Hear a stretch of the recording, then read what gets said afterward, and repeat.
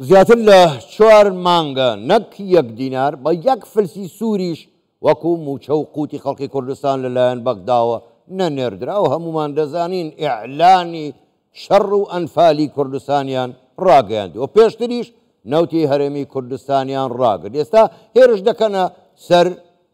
بنکەیە یاخود چێڵگەی غازی کۆرمۆر. ڕێک وەکو پەندە کوردیەکەی دەڵێ عیب نەبێ هینی دێزن. هۆکاری ئەمە چییە؟ بۆچی پەلاماری ژێرخانی نەوت و گازی هەرێمی کوردستان دەدەن؟ ئێمە لەگەڵ میوانەکەمان قسەی زیاتر و پرسی زیاتریش دەکەین لەسەر ئەم بابەتە. میوانەکەمان زۆر بەڕێز ڕێباز حەملان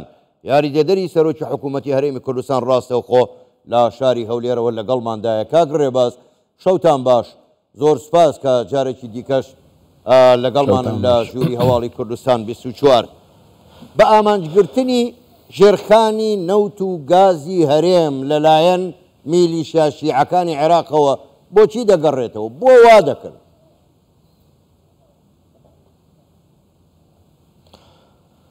ئێوارەی جەنابیشتان باش. باش بڵێ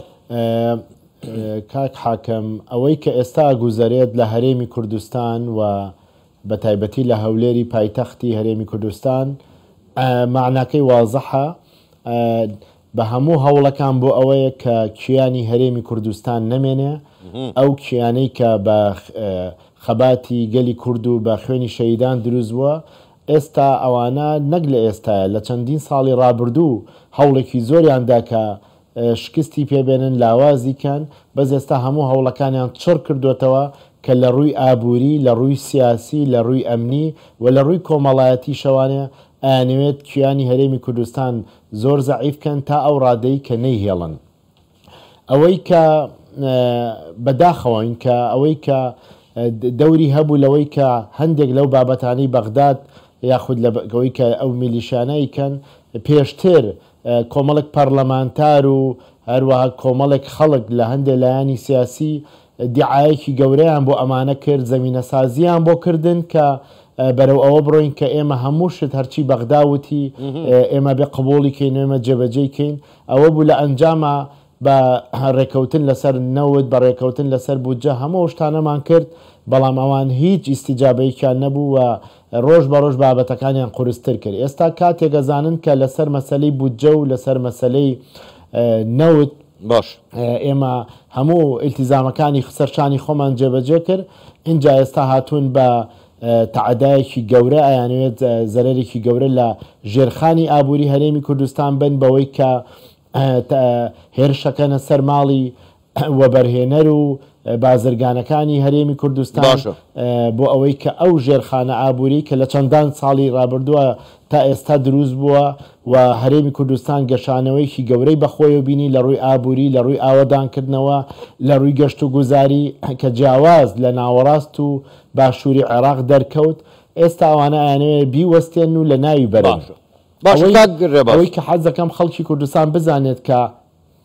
بڵێ ببوورە کاک ڕێباز، یعنی ئەم هەوڵانەی کە هەیە با بە سەراحەت قسە بکەین، زۆر ڕاشکاوانە ئەم دوژمنکاریانەی کە عێراق دژی هەرێمی کوردستان گرتوێتە بەر،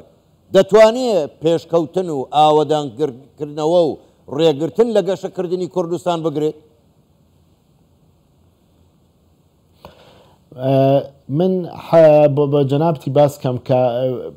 پێش هەموو شت ئێمە کە ئابووری سربەخۆ باسکرا لە هەرێمی کوردستان بە 400,000 بەرمیلی ڕۆژانە هەرێمی کوردستان کە ئەیفرۆشت توانرا بەشێکی زۆر لە پرۆژەی گرنگ و استراتیژی لە هەرێمی کوردستان بنیاد بنرێ، بەڵام عێراق ڕۆژانە بە ملیۆنەها بەرمیل نەوت دەفرۆشێ کەچی نەیتوانی نە لە باشوور نە لە باشووری عێراق نە لە ناوەڕاستی عێراق ئەو ئاوەدانیەی کە لە هەرێمی کوردستان هەبوو ئەو دابینیکە. بۆیە بە تەکید ئێمە لە ڕابردوو لە شۆڕشەکانی ڕابردوو بە ئیتیفاقی زۆر دەوڵەت بە نمونە ئیتیفاقی جەزائیر نەیتوانی شۆڕشی کوردی لە ناوبەرێ و بیوەستێنێ. ئێستا لە دوای ئەو هەموو خەبات و ماندووبوونەی کە هەرێمێکی گەورەی کوردستان دروست بوو بە تەکید ئێستا نەک ئەو هێرشانە و نەک ئەوانەی لە چواردەوری دراوسێن و یاخود لە عێراقەوە وەکو میلیشیا دەرکەوتون بەو هێرشانەیان ناتوانن نە ئاوەدانی هەرێمی کوردستان بوەستێنن نە گەشەسەندنی هەرێمی کوردستان بوەستێنن و بەتەکید ئەم بابەتانە کۆتایی پێدێت و زۆر هەوڵی جددیتر لەمەی ئێستا هەیە دراوە بۆ لە ناوبردنی هەرێمی کوردستان نەدراوە و هەرێمی کوردستان و کیانی هەرێمی کوردستان وەکو خۆی مێنێ و بەهێزتری ژەبێ بەتەکیدەوە نابێ و ئەوتەعاان ئێمە پشتمان بەخوای گەورە و بە ئیرادەی خەڵکی کوردستانە ئەو هێرشە ناڕەوا و شەرمنانەی کە کرایە سەر هەولێری پایتەخت لە هەفتەی ڕابردوو بۆ سەر ماڵی وەبەرهێنەرێک کە هیچ ڕەبتی بە سیاسەتەوە نەبوو و کچێکی یان زەمانی لە ماڵەکەیە شەهید کرا ئەو جوابانەوەی خەڵکی کوردستان کردیان لە شاری دهۆک لە سلێمانی لە هەولێر لە هەڵەبجە لە گەرمیان لە ڕانیە لە ئاکرە لە هەموو شار و شارۆچکەکانی کوردستان یەکدەنگی خەڵکی کوردستانی دەرخست کە خەڵکی کوردستان بەدەر لە هەموو ڕنگ و لایەنێکی جیاواز بەدەر لە هەموو دینێکی جیاواز لە ئەو کاتەی کە بگاتە سەر مەسەلەی کەرامەتی هەرێمی کوردستان هەموو خەڵک بەیەکەوە ێنەدەن ئەوە وەڵام بوو هەم بۆ لایەنەکانی عێراق کە دژی ئێمن هەم بۆ ئەوانی دراو زۆر باشن کاگڕێباز خۆت باش دەزانی بە پێی دەستور دەڵێ نەوت و گاز مڵکی تەواوی هەموو عێراقیەکانە هەرێمی کوردستانیش چ بکەین بەشێکە لە عێراق خۆ لێدان لە نەوت نێدان لە گاز بە زیانی خۆشیان تەواو دەبێت بە بڕوای تۆ هەر لەبەر ئەوەی ئەو نەوت و گازە لە هەرێمی کوردستانە لای کووردە بۆیە دژی ئەوەن ئەگەر بە زەرەری خۆشیان تەواو ببێت ئەزانی کاک حاکم ئێمە عێراق و حکوومەتی عێراق و هەموو لایەنەکانی کە لە عێراق لە باڵا دەستن بە ئێماڵێن ئێوە بەشێکن لە هەرێمی کوردستان بەشێکە لە عێراق بەبێی دەستوری ژوایە و ئێمەش خۆمان و تومانە ئێمە بەشێکین لە عێراق بەردەوامیش ئەمەمان دووپات کردوەوە ئەگەر ئێمە بەشێکین لە عێراق کوا موچەی خەڵکی کوردستان ئەگەر ئێمە بەشێکین لە عێراق کوا ئەو پارانی کە بۆ لە بەغدا هەیە لە چ پرۆژەیەکی هەرێمی کوردستانە سەرف کراوە ئێمە کارەبای خۆمان بەرهەمێنین ئەوە تا ئایانەوە لە ناوی بەرن ئێمە وەبەرهێنانێکی گەورەمان لە هەرێمی کوردستان کردو پێشکەوتنێکی گەورەمان لە شار و شارۆچکەکان کردووە ئەوە تا ئایانەوە بیوەستێن و لە ناوی بەرن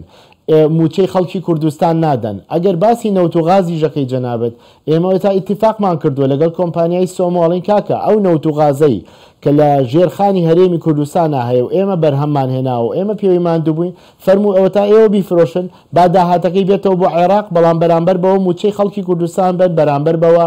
ئەو پارەی کە دێتەوانێ با بۆ خەڵکی کوردستان سەرف بێ ئێمە بەوەژی اتفاقمان کردو ئەوان نایانەوێت کاک حاکم تەنها مەسەلە نەوت و غاز نییە نایانەوێت هەرێمی کوردستان بمێنێ اینجا کەواتەکانی هەرێمی کوردستان ئەوە بزانن کە ئەمە تەنها بۆ کەواتە جەنگیان ڕاگەیاندووە ئەزانی کاک حاکم یعنی بێ خەڵکەوە بزانێت کە ئەوەی کە ئەکرێت بەرامبەر خەڵکی کوردستان و بەرامبەر هەرێمی کوردستان بۆ سەر یەک لایەنی سیاسی نییە تەنها بۆ سەر حکوومەتی هەرێم نییە بۆ سەر پێگەی هەموو لایەن و دانیشتوانی خەڵکی کوردستانە ساڕۆک کە بنرێ بە هەولێرەوە جیاوازی ناکات لە بینی هیچ لایەنێک و هیچ دینێکە درۆن کە یەت قەسفی هەولێر و کۆرمۆرەکە ناڵێک کێ لەوێ و کێ لەوێ نیە کە خەڵکی ئەمە هەڕەشەیەکی مەترسیدارە بۆ سەر هەموو خەڵکی کوردستان ئەبێت هەموو لایەنەکان پێکەوە مووقیفی جددیان هەبێت ئەمە ناکرێت تەنها پارتی بێتە ژێرباری ئەم بابەتە یاخود تەنها ئەرکی حکوومەتی هەرێمی کوردستان و هەرێمی سەرۆکایەتی هەرێمی کوردستان بێ هەموو لایەنەکان بە جددی بزانن کە ئەمە مەترسیە بۆ سەر هەموو هەرێمی کوردستان مەترسیە بۆ سەر ژێرخانی ئابووری هەرێمی کوردستان و ئەبێت حکوومەتی عێراق بەرپرسیارەتێکی گەورە هەڵگرێت نەک بەوەی بەیاننامەیەک و لیژنەیەک بنێرێت کە جوابی لیژنەکە هەردوای نازانین چی بەسەریە ئەمە نە بە لیژنەی پەرلەمان حەلەک لێرە بەغداوە بێت نە بە لیژنەیەک حەلەکرێکە لە حکوومەتەوە بێت ئەبێت حکوومەتی عێراق بە جددی بەکردەیی وەکو جەنابی سەرۆک وەزیرانی هەرێمی کوردستان لە پەیامەکەوتی ئەبێت بە کردەی ئەم بابەتە دژی سەروەری عێراقا ئەمە دژی سیادەی عێراقا ئەمە دژی هەموو گەلی عێراقە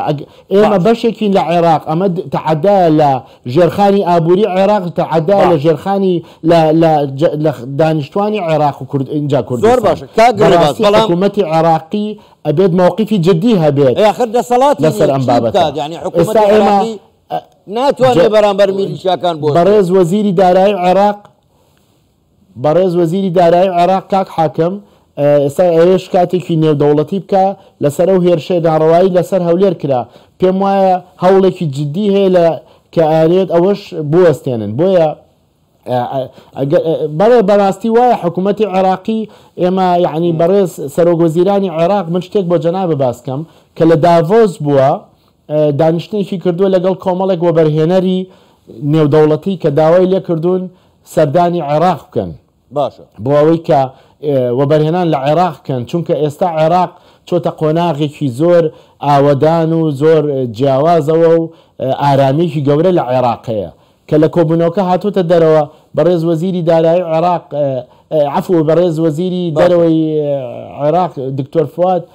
پیشانی داوە و توێتی ئەوە جەنابی سەرۆکوەزیران تۆ لەو سایەکە باسی ئەوە بۆ عێراقەکە بۆ وەبەرهێنەراناکەی کە پیان ئەڵێ ئەوەتانێ عێراق ئارامی هەیە ئەوە هەولێر کە شارێکی عێراقی و پایتەختی هەرێمی کوردستانەوە تا دراوەتە بەر ساڕۆخ و مناڵ شەید بووە خەڵکی سڤیل شەید بووە یعنی بەڕێز جەنابی محەممەد شیع سوودانی لەوێ زۆر بەداغ بووە تووشی سەدمە بۆ لە ئیشەکە بەڵام ئەوەیە ئەم شتە بەتەنیا بە جەنابی سەرۆکوەزیرانی عێراق ناکرێ ئەبێت لایەنەکانی کە لە عێراق باڵا دەستن بێنە سەر خەت و ئەم تەحەدایە ئەبێ ڕاگیرێ بەرامبەر کوردستان و بەرامبەر ئەو ژێرخانە ئابووری کە هەرێمی کوردستان بنیادی ناوە زۆر باشە کاک ڕێباز هەمومان باشە زانین جەنابیش باشە زانە میلی شیعەکان ئەگەر دەسەڵاتیان هەبێ چیان لە جورفە سەخەر کرد هەمان شت بەسەر هەرێمی کوردستان دێنین باواز لەوەیان بێنین هەرێم لەسەر نەخشەی وزەی جیهانە ئەم ڕاوەستاندنە ئەم هێرشکردنە سەر نەوت و غازی هەرێمی کوردستان زیان بە جیهانیش دەگەێنێ باشە وڵاتانی زلهێز کە لەسەر نەخشەی جیهانن سوودمەندن ئەوان بۆ نایەنە سەرخەت بۆ هەوڵێک نادەن کاک حاکم لە هەفتەی ڕابردوو کە جەنابی سەرۆکوەزیران ڕێزدار کاک مەسرور بەرزانی لە داڤۆس بوو هەمومان بینیمان لە شاشەکانی ڕاگەیاندنەوە هەموو وڵاتان بەو کە هەموو وڵاتان بەشدار بوون لە داڤۆس هەموو چانیان لەوە بوو کە لە دیدار و کۆبوونەوەکانی جەنابی سەرۆکوەزیران بەشدار بن بۆی کە ڕەئی خۆیان بڵێن و ئیدانەیەکی گەورەی ئەو هێرشانەیان کردووە و کۆمەڵگەی نێودەوڵەتی هەموو بێکەوە ئیدانەی لە ئەمریکیەکان لە بەریتانیەکان ئەوروپیەکان تەنانەت وڵاتانی عەرەبیش زۆربەی زۆریان هەموو ئیدانەیەکی گەورەی ئەم هێرشانەیان کردووە هەموو هاتوونەتە دەن و مەسەلەن من بۆ جەنابت باسکەم وەزیری خارجی هۆڵەندا سەفیری ئێرانی بانکرد بوو لەسەر ئەو هێرشەی کە کرابۆ سەر هەولێر و زۆربەی وڵاتەکانی کە مووقیفی زۆر جددیان نواندووە بەڵام ئەوەی کە لایانی سەرەکیە بۆ ئەوەی کە بێتە دەنگ و دیفاع بکات لە وڵاتەکەی و لە سیادەی وڵات ئەوە حکوومەتی عێراق و دەسەڵاتدارانی بەغدان